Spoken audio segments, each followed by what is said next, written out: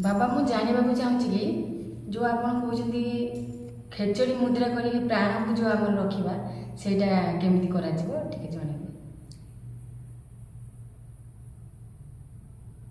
ଖେଚେରୀ ମୁଦ୍ରା, ମୁଦ୍ରାର ନାମ ହେଉଛି ଖେଚରୀ।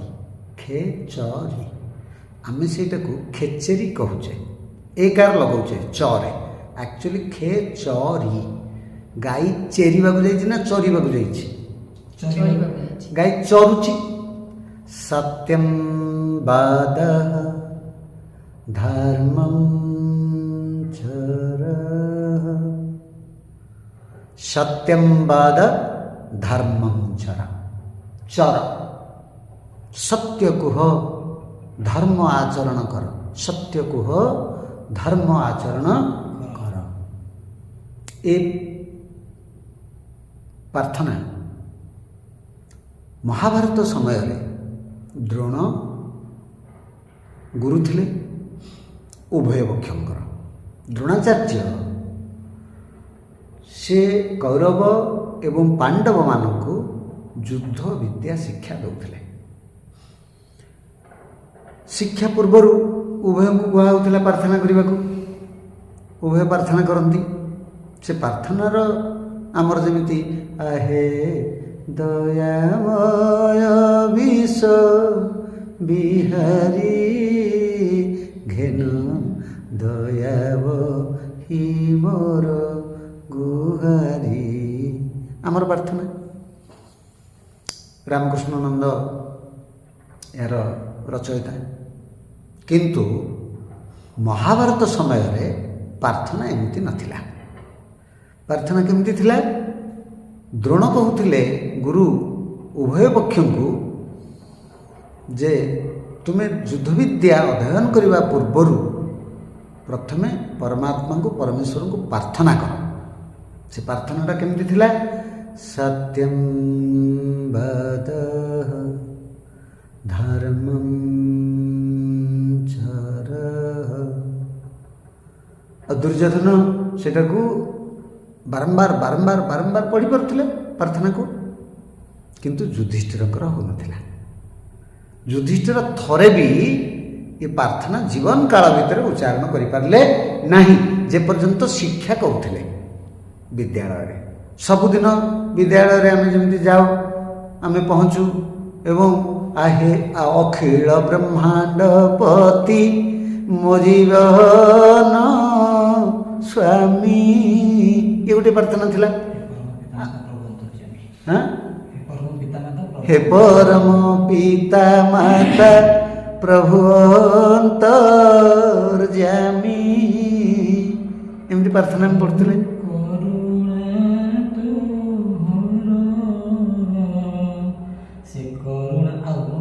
ସେ ପ୍ରାର୍ଥନା ଆମେ ପଢ଼ୁଥିଲେ। କିନ୍ତୁ ସତ୍ୟଂ ବଦଃ ସତ୍ୟଂ ବଦଃ ଧର୍ମଂ ଚରଃ।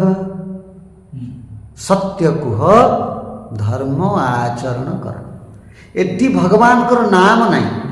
ଆହେ ଦୟାମୟ ବିଶ୍ୱ ବିହାରୀ ନାହିଁ କି ହେ ନିଖିଳ ବ୍ରହ୍ମାଣ୍ଡ ପତି ନାହିଁ। ଏଠି ଭଗବାନଙ୍କୁ ଅବତରଣ କରିବା କଥା କୁହାଏ। ଭଗବାନଙ୍କର ନାମ ନିଆଯାଇ ନାହିଁ। ଏଠି କୁହାଯାଇଛି ସତ କୁହ, ଧର୍ମ ଆଚରଣ କର।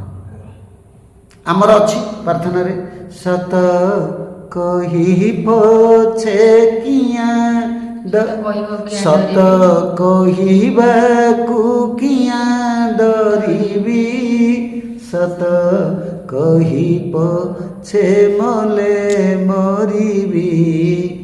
ମୋତେ ଏତିକି ଶିଖାଅ ସାଇଁ ହେ, ମୋର ଧନ ଜନ ଲୋଡ଼ା ନାହିଁ ହେ। ଆମେ ପ୍ରାର୍ଥନାରେ ଏଇଟା ପଢ଼ିଲେ,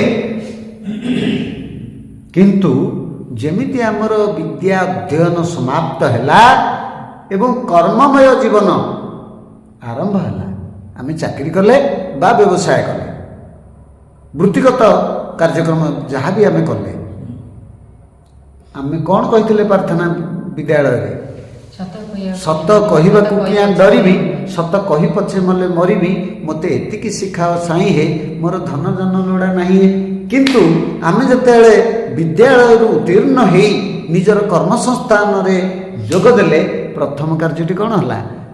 ମୋର ଧନ ମିଛ କହିବାକୁ କିଆଁ ଡରିବି, ମିଛ କହି ପଛେ ମଲେ ମରିବି, ମୋତେ ଧନ ଜନ ଲୋଡ଼ା କେବଳ, ଆଉ କିଛି ଲୋଡ଼ା ନାହିଁ ହେ।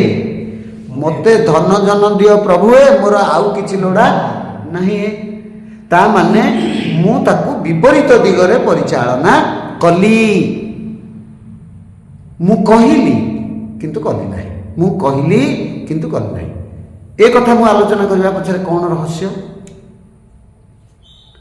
ସେଠି ଦୁର୍ଯ୍ୟୋଧନ ସତ୍ୟଂ ବଦଃ ଧର୍ମଂ ଚରଃ କହୁଥିଲେ, କିନ୍ତୁ କରୁଥିଲେ କ'ଣ? ଉଲ୍ଟା। ଏଠି ଆମେ ମଧ୍ୟ ସତ କହିବାକୁ କିଆଁ ଡରିବି, ସତ କହି ପଛେ ମଲେ ମରିବି, ତାକୁ ବଦଳେଇ ଦେଲେ। ଧନ ଜନ ଲୋଡ଼ା ନାହିଁ, ମୋତେ ଏତିକି ଶିଖାଅ ସାଇଁ ହେ, କିନ୍ତୁ ମୋର ପ୍ରଥମେ ଧନ ଦରକାର ଏବଂ ଜନ ଦରକାର, ବଦଳେଇ ଦେଲେ। କିନ୍ତୁ ଯୁଧିଷ୍ଠିର ଥରେ ମାତ୍ର ତାଙ୍କ ଜୀବନ କାଳ ଭିତରେ କହିନାହାନ୍ତି ଯେ ପାଦ ଘୋଡ଼େଇ ଦିଅ, ପାଦ ଘୋଡ଼ା ଜ୍ଞାନ ହରଣ ହେବ। ତେଣୁ ଯୁଧିଷ୍ଠିର ଥରେ ମାତ୍ର କହିନଥିଲେ ଯେ ସତ୍ୟଂ ବଦଃ ଧର୍ମଂ ଚରଃ, କହିନଥିଲେ। କିନ୍ତୁ କାର୍ଯ୍ୟରେ କ'ଣ କଲେ? ସତ୍ୟକୁ ବ୍ରତ କରିଥିଲେ, ସତ୍ୟକୁ ବ୍ରତ କରିଥିଲେ, ଧର୍ମକୁ ଆଚରଣ କରିଥିଲେ। ଧର୍ମଚର, ସତ୍ୟଂ ବଦ ଧର୍ମଂ ଚର, ଅର୍ଥ ଆଚରଣ କର। ତାହେଲେ ଆମର ପ୍ରଶ୍ନ କ'ଣ ନା ଖେଚରୀ ମୁଦ୍ରା। ଆମେ ଚେରି କହିଦେଉଛେ, ଖେଚରୀ ମୁଦ୍ରା, ଖେଚରୀ, ଖେଚରୀ, ଖେ କ୍ଷ, କ୍ଷ କହିଲେ ଆକାଶ, କ୍ଷଂ ଆକାଶ କ୍ଷ, ଏବଂ ଚର ଆକାଶ ପରି ଆଚରଣ କର, ବିଶାଳ ହୁଅ, ନିର୍ମଳ ହୁଅ, ଶାନ୍ତ ହୁଅ, ଶୀତଳ ହୁଅ। ଏବଂ ଚର, ଚର କ'ଣ? ଚର ହେଉଛି ଆଚରଣ କରିବା।